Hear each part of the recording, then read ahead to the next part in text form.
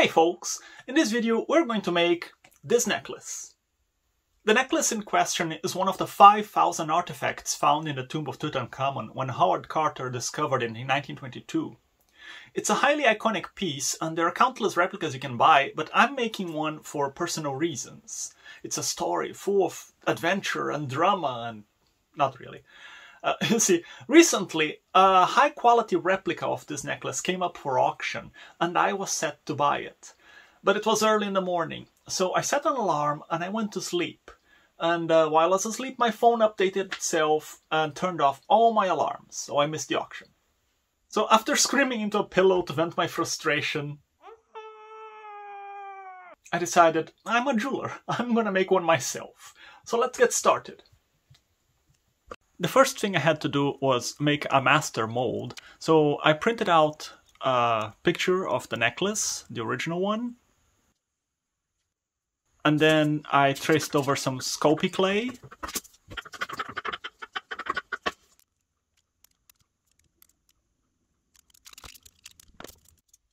and then I went through the very long process of giving the clay shape.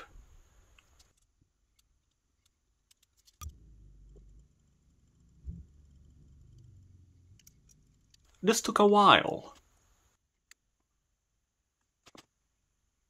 A very long while. But eventually...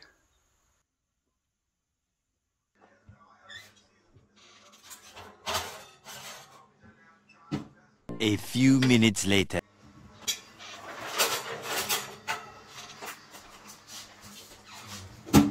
I need to put a couple of pieces of steel here on the back.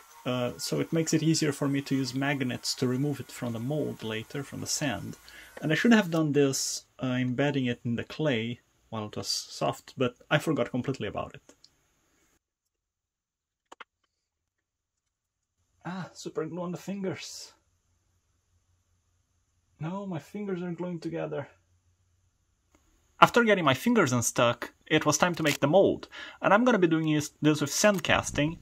And I have a really fine Petrobond sand that I use, so I'm hoping all the detail is going to come out just fine.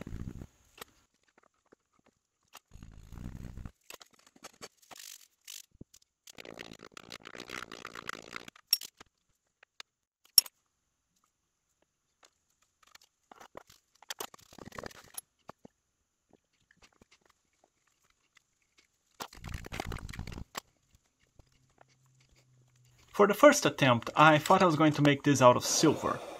The problem is I needed a lot of silver, this thing is quite enormous. And I can only melt about 4 ounces in this crucible that I have of the blowtorch. And that proved not to be enough. Nope. So the first mold failed, and I had to make another one. This time I decided I was going to try to cast this out of aluminum bronze. Aluminum bronze is a bronze alloy, of course. It constitutes mostly of copper, but instead of tin that normally goes into the bronze, we use aluminum. And you can add a few other trace elements to change the characteristics, but we're not going to get into that. It's just basically mostly copper with a little bit of aluminum. Good enough.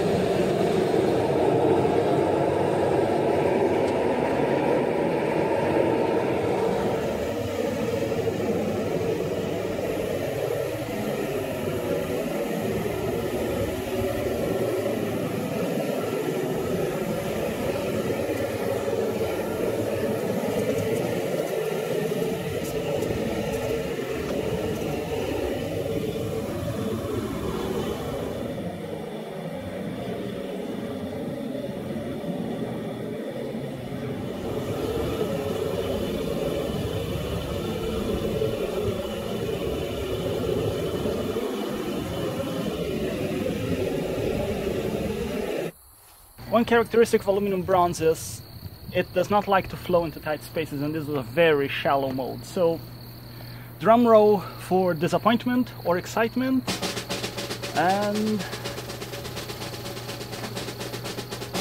And it didn't flow. It didn't flow. Well, I'm terrible at quitting, so since the furnace was still hot, I threw the metal back into it, made another mold, melted it all over again, and gave it another try. And again, prepare for disappointment, and it filled the whole thing. Oh, I could cry. But I saved the crying for later because I still had a lot of work to do, starting with cleaning it up, and then making sure the cat's approved, and cutting off the sprue, and then refining the shape.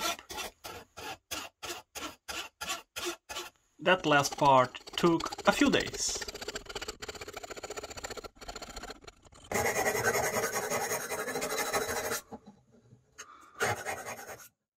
Well, that's all the work we can do for now. I am really happy with the way it's coming out, and now I'm waiting on a shipment of semi-precious stones to finish the necklace, so I have to take a little break. I don't know if it's going to arrive in a week or a month, but it will arrive and then we'll finish this.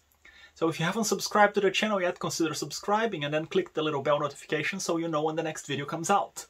Until then, thank you so much for watching. I'll see you next time.